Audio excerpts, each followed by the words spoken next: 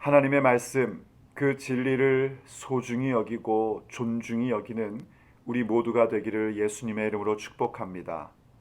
오늘 사무엘서 강론은 조국 대한민국과 또 우리가 살고 있는 미국을 위하여 함께 기도함으로 시작하겠습니다. 잠시 기도하겠습니다. 아버지 하나님, 이 아침 한국과 미국을 위하여 기도하게 하심을 감사드립니다. 아버지께서 미국과 한국 가운데 많은 영적인 부흥을 주셔왔고 또 경제적인 발전을 주심도 감사드립니다. 그러므로 그 부흥과 그 발전을 가지고 우리 하나님 아버지를 더욱 기쁘시게 해드리는 나라들 되기를 간절히 원합니다. 은혜 베풀어 주시옵소서. 주님의 마음을 아프게 하고 아버지의 말씀을 외면하는 그 모든 잘못된 모습들, 그 모든 혼돈과 무질서 주께서 불쌍히 여기시고 깨끗하게 해주시기를 간절히 원합니다. 그러므로 아버지 하나님 도와주시옵소서. 미국과 한국 가운데 다시 한번 주님의 부흥, 영적 대각성의 운동이 일어나게 하여 주옵소서.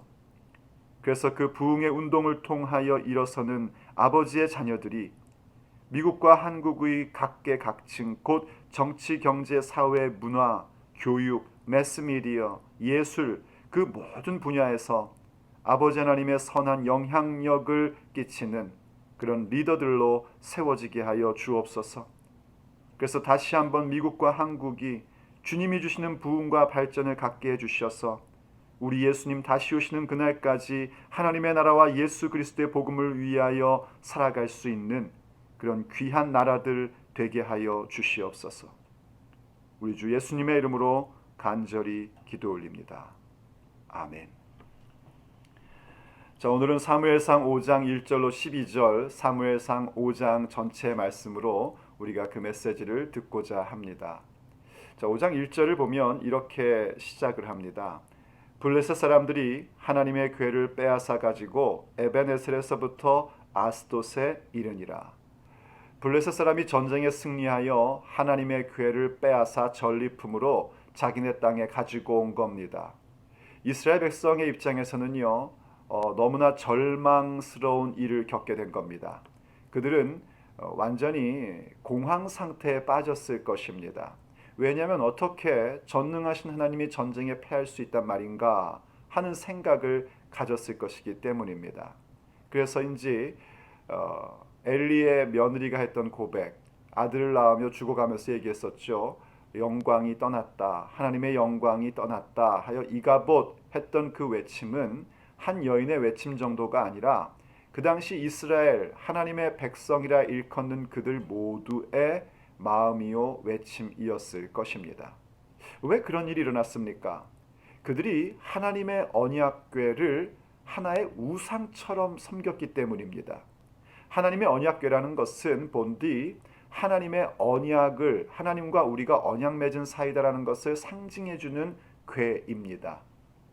그리고 하나님께서는 그 언약궤를 통하여 말씀해 주셨고 또 그 언약궤 가운데 주님의 임재를 나타내 주셨기 때문에 하나님의 언약궤를 바라보며 다져야 될 마음은 우리가 언약된 백성으로서 하나님의 말씀과 그분의 임재를 가지고 우리가 우리의 삶을 일구어 가야 한다 하는 부분을 되새겨야 했었습니다.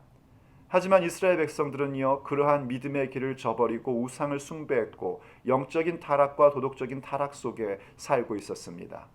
그러면서도 전쟁터에 여호와의 언약궤를 가지고 오면 이길 것이라는 그런 미신적 사고를 갖고 있었습니다.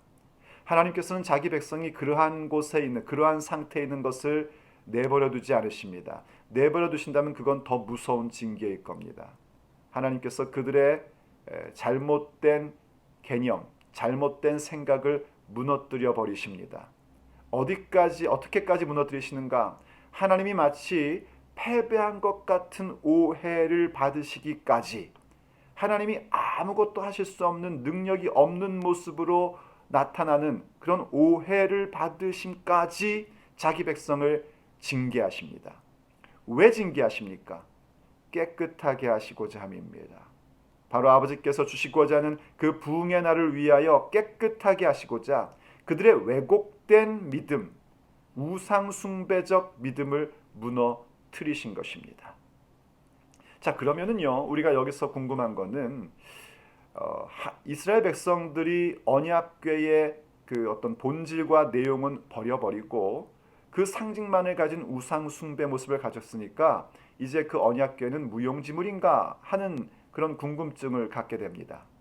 오늘 본문은요, 전혀 그렇지 않음을 우리에게 얘기해 줍니다. 여전히 하나님께서는 그 거룩한 궤, 하나님의 언약궤 가운데서 그분의 말씀과 그분의 임재 능력을 드러내십니다. 근데 그 자리가 하나님 백성 가운데가 아니라 하나님을 모르는 자, 이방 땅 가운데에 하나님께서 일하시는 모습을 우리가 보게 됩니다. 하나님께서요, 다곤 신전에서 다곤 우상을 무너뜨리시고 또 블레셋 땅 가운데에 재앙을 주십니다. 그렇게 함으로써 하나님의 언약궤 가운데에 있는 그 모든 모습들, 곧 그분의 말씀과 그분의 임재 능력을 그곳에서 발휘하십니다. 자, 이러한 말씀을 통해서요, 우리 믿음의 사람들은 귀한 교훈적 메시지를 받아야 합니다. 그 교훈적 메시지는 과연 무엇일까요? 오늘 우리가 함께 듣고자 하는 주님의 메시지입니다. 첫째로는요, 거짓은 진리 앞에 무너진다는 사실입니다. 어떤 거짓도 반드시 진리 앞에 무너지게끔 되어 있습니다. 오늘 5장 2절로 4절을 읽어보면 이런 말씀이 나옵니다. 제가 한번 읽어볼게요.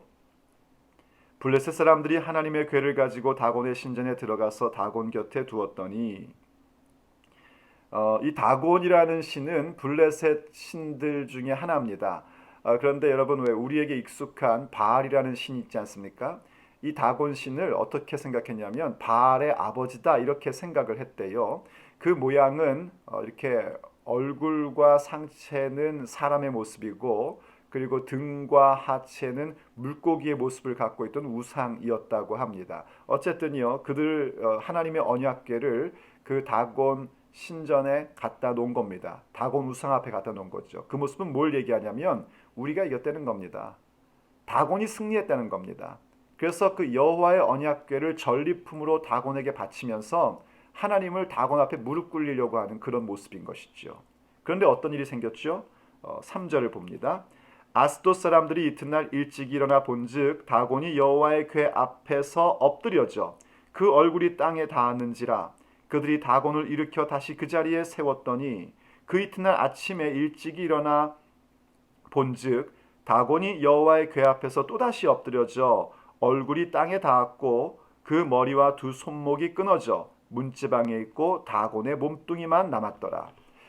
이 다곤의 제사장들은 다곤이 승리했다고, 이제 여호와를 무릎 꿇리겠다고 그렇게 다곤 신전 앞에 전리품으로 언약궤를 가지고 온 겁니다. 그런데 그 다음날 가보니까 다곤 우상이 오히려 여호와의 언약궤 앞에 엎드려져 있던 겁니다. 얼굴을 땅에 대고 엎드려져 있는 모습, 이건 항복의 모습이죠. 완전 항복의 모습입니다. 그래서 깜짝 놀란 겁니다. 그리고 하는 행동이 뭐냐면 얼른 다곤 우상을 세운 겁니다. 이게 세상 사람들이 하는 거짓입니다. 그러자 그 다음날은 어떤 일이 생겼냐면 이번엔 아예 다곤 우상이 엎드려 있는 것뿐만이 아니라 그 머리와 손목이 여호와의 궤 앞에서 깨져 있는 것을 보게 됩니다. 세상 사람들이 하는 것이, 세상이 하는 것이 꼭 그와 같습니다. 거짓으로 하나님의 백성들을 무릎 꿇리려고 합니다. 거짓으로 진리의 사람들을 굴복시키려고 합니다. 그것에 대해 끊임없이 행동하려고 합니다. 세상의 가치와 판단의 기준을 가지고 그렇게 하나님의 사람들을 무릎 꿇리려고 하고 진리를 굴복시키려고 하는 것이 이 세상 사람들의 모습입니다. 그러나 마침내 어떻게 되는가? 그러한 우상과 세상적 가치, 그 모든 거짓된 것들은 하나님의 진리 앞에 쓰러지게 되어 있고 부수어지게끔 되어 있는 것입니다. 이것을 우리 믿음의 사람들은 기억해야 됩니다. 하나님은 지금도 그렇게 일하고 계시고 마침내 하나님의 일하심은 모든 세상의 거짓이 하나님의 진리 앞에 굴복하며 무릎 꿇을 것을 보여주실 것입니다. 그러므로 진리 가운데 거하는 자가 되십시오. 로마서 1장 18절에 보면 이런 말씀이 있습니다. 하나님의 진노가 불의로 진리를 막는 사람들의 모든 경건하지 않음과 불의에 대하여 하늘로부터 나타나나니. 하나님의 진노가 나타나는데 누구에게 나타나는가? 불의로 진리를 막는 사람들의 경건치 않음과 불의에 대하여 하나님의 진노가 나타난다고 그렇게 우리에게 말씀하고 있습니다. 그러므로 믿음의 사람은 언제나 불의와 함께하면 안 됩니다. 진리와 함께하는 자가 되어야 됩니다. 하나님의 말씀을 소중히 여기고 그 진리를 존중히 여기며 나아가는 믿음의 모습을 가져야 됩니다. 왜냐하면 모든 거짓과 불의는 마침내 진리 앞에 무너지기 때문입니다. 두 번째 가져야 될 교훈은요, 하나님의 진리를 그러므로 존중히 여기라는 겁니다. 하나님의 진리를 그러므로 존중히 여기십시오.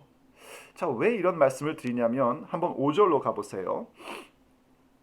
그러므로 다곤의 제사장들이나 다곤의 신전에 들어가는 자는 오늘까지 아스도스에 있는 다곤의 문지방을 밟지 아니하더라. 이 참 이상한 일이지 않습니까? 지금 이 다곤의 제사장들, 이른바 자기들 나름대로는 자기들이 영적인 존재고 뭔가 어떤 그런 신앙이 있다고 생각을 하고 도를 찾는 자라고 생각을 하겠죠. 진리를 찾는 자라고 생각들을 하겠죠. 그런데 지금 무엇을 발견했습니까? 자기들은 여호와께 이겼고 여호와의 언약궤를 전리품으로 가지고 왔는데 오히려 자기들이 진리라고 믿고 있었던 다곤 우상이 여호와의 언약궤 앞에 엎드리고 깨졌습니다. 그럼 정말 진리를 추구하는 자라면 뭘 깨달아야 될까요? 아, 이 다곤은 이거는 신이 아니구나. 여호와만이 정말 전능한 하나님이시구나. 이걸 깨달아야 됩니다. 그런데 이들은 다곤 우상을 다시 세웠다가 또 깨졌다가 제가 짐작컨대 또다시 만들었을 겁니다. 깨진 머리와 그 손을 다시 붙였겠죠. 그런데 그 다음에 한 행동이 뭐냐면 그 머리와 손목이 깨져서 다곤 신전의 문지방이 있었기 때문에 그 다음부터는 그 문지방을 다곤의 신전에 드나드는 사람들은 모두 못 밟게 했다는 겁니다. 또 하나의 자기들 나름대로의 풍습과 미신을 만들어낸 겁니다. 그리고 그것을 마치 진리인 양 따르게끔 만든 겁니다. 오늘 5절에서 오늘까지 그런 일이 있었다라고 얘기했는데요. 그 오늘이라는 것이 언제인지 우리가 짐작해보면 일단 사무엘상하가 한 권의 책이기 때문에 사무엘하 끝날 무렵까지가 오늘이라고 볼 수 있습니다. 더 나아가서는 사무엘서와 열왕기서는 하나의 긴 스토리로 되어 있기 때문에요. 어쩌면 그 열왕기하 끝나는 시절, 곧 이스라엘 백성이 멸망하고 바벨론 포로 시기일 수도 있습니다. 그 시대까지 여전히 이러한 일들이 일어나고 있었다는 겁니다. 얼마나 어리석은 사람입니까? 하나님께서 마침내 최종적으로 모든 불의가 진리 앞에 무너지고 무릎 꿇게 될 것을 만들 것이지만 지금 현실의 삶에서도 불의가 진리 앞에서 전부 다 드러나게 되고 거짓이 진리 앞에 무너지는 것들을 자주 보여주십니다. 그런데 이 세상 사람들은 어떤 모습을 갖고 있냐면 그렇게 무너뜨렸음에도 불구하고 그것을 받아들이지 않고 그 가운데서 또 다른 불의한 일들, 또 다른 거짓, 또 다른 풍습, 또 다른 미신을 만들고 그것을 끝까지 지키려고 한다는 겁니다. 참 어리석은 모습입니다. 자, 그런데요, 여기서 더 심각한 건 뭐냐면 그런 세상이 또 다른 거짓을 만든 것에 대하여 하나님의 사람들이 따라간다는 겁니다. 그게 더 무섭고 심각한 부분입니다. 그런 일이 있냐고요? 그런 일이 있었습니다. 스바냐서 1장 8절과 9절을 보면 이런 말씀이 있어요. 여호와의 날, 희생의 날에 사람들이 이방 사람들의 옷을 입고 문지방을 뛰어넘는도다 하는 말씀이 있습니다. 그리고 하나님께서 그들을 벌하실 것이다 하는 말씀이에요. 스바냐 선지자 시대 때 그런 일이 있었단 말이죠. 하나님의 백성들이 여호와의 날, 제사 드리는 날, 우리식으로 얘기하자면 예배하는 날인데 예배하는 자들인데 이방인의 옷을 입고 문지방을 뛰어넘는데요. 여러분 무슨 얘기인지 이해가 되시죠? 지금 이 아스돗에서 있었던 일들, 다곤 신전에서 있었던 그 어떤 모습들이 하나님의 성전까지 들어와서 하나님의 백성이 따르고 있는 모습을 우리가 보게 되는 겁니다. 이게 문제란 말이죠. 우리가 진리의 말씀을 존중히 여긴다는 건 뭐냐면 세상의 거짓, 세상의 미신들을 파괴하며 나가는 겁니다. 그걸 따르지 않는 겁니다. 우리가 살아온 풍습과 여러 가지 문화가 있기 때문에요. 때때로 우리의 마음 가운데는 그 미신적 요소가 생길 때도 있습니다. 그냥 좋은 게 좋은 거지라고 생각할 수 있습니다. 그러나 하나님께서 스바냐서를 통하여 하신 말씀은 무엇입니까? 그것 따르는 자들 벌하시겠다는 겁니다. 세상 사람들에 대한 얘기가 아닙니다. 하나님의 백성들, 여호와의 날, 제사 드리는 날, 희생의 날에 사람들이, 하나님의 백성들이 그런 일 하는 것 하나님께서 벌하시겠다는 겁니다. 그러므로 사랑하는 성도 여러분, 우리가 주님 앞에서 이 세상의 거짓과 불의가 진리 앞에 드러나는 모습을 볼 때마다 우리는 마음을 다져야 됩니다. 그 무너진 거짓을 다시 따르려고 하는 것이 아니라 그 모든 풍습과 잘못된 것들을 전부 다 쫓아내고 오직 하나님의 진리를 존중히 여기는 자들로 세워져야 합니다.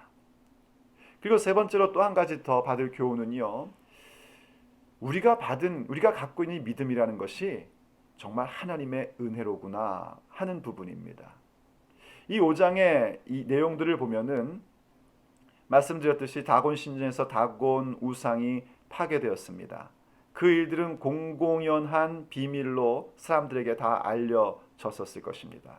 그리고 그 다음에 어떤 일이 생기냐면요, 6절로 12절 말씀을 보면 이 블레셋 가운데 하나님께서 재앙을 주시는 걸 보게 됩니다. 종기가 나게 되고요, 어려움을 겪게 되죠.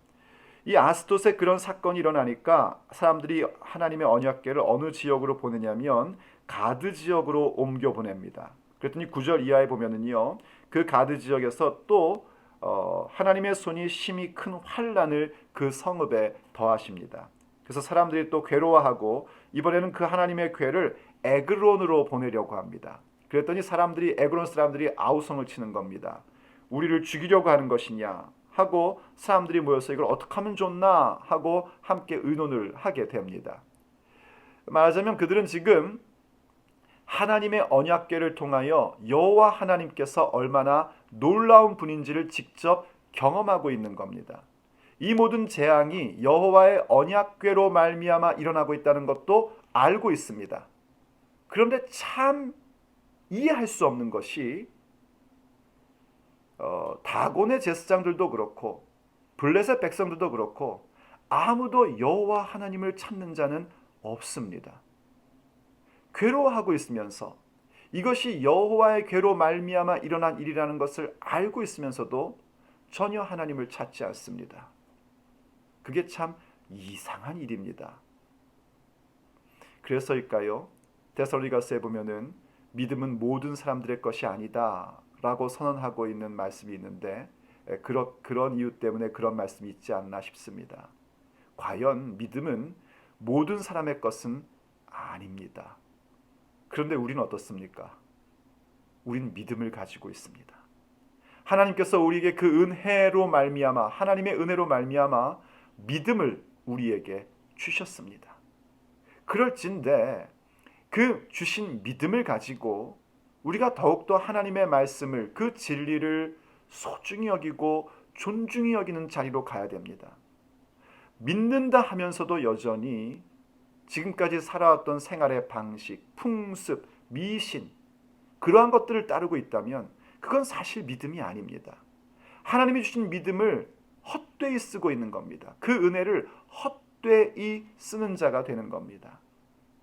하나님께서 주시고자 하는 부흥의 날을 향하여 나아가는 자들은 어떠해야 되는가? 모든 사람의 것이 아닌 믿음이 내게 주어졌고 내가 그 믿음을 가진 사람일진데 더 이상 거짓과 함께하는 것이 아니라 진리를 소중히 여기고 진리를 따르는 자가 되어야 합니다.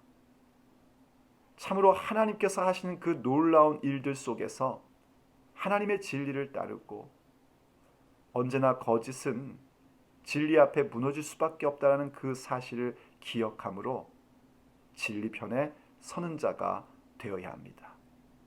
그때 하나님께서는요, 우리에게 보여주실 것입니다. 주께서 비록 지금 어려운 상황 가운데서 징계받게 하고 있고 그 징계 속에서 고통을 받게 하시나 마침내 우리를 깨끗게 하셔서 큰 부흥의 날, 새로운 날 가운데에 주역이 되게 하시고 그 통로가 되게 하시는 사건들을 우리 모두가 함께 보게 될 것입니다. 기도하겠습니다. 아버지 하나님, 때로는 우리가 어떻게 이런 일이 있을 수 있나 하며 낭망하고 또 절망 가운데 빠질 때에 아버지 하나님께서는 여전히 일하고 계심을 나타내 주시고 가르쳐 주셔서 감사드립니다. 그러므로 아버지 하나님, 여전히 일하시는 아버지의 그 일들을 보며 우리가 언제나 진리 편에 서 있는 자가 되기를 간절히 원합니다. 세상 사람들의 생각, 세상 사람들이 언제나 진리를 왜곡시키려고 하는 그러한 모습들에 휩싸이고 그것 때문에 내 신앙 무너뜨리는 자가 아니라 오히려 오늘 주신 교훈의 말씀처럼 모든 거짓은 진리 앞에 무너질 것이고 그러므로 진리를 소중히 여겨야 된다는 그 귀한 믿음을 우리가 간직하고 살아가기를 간절히 원합니다.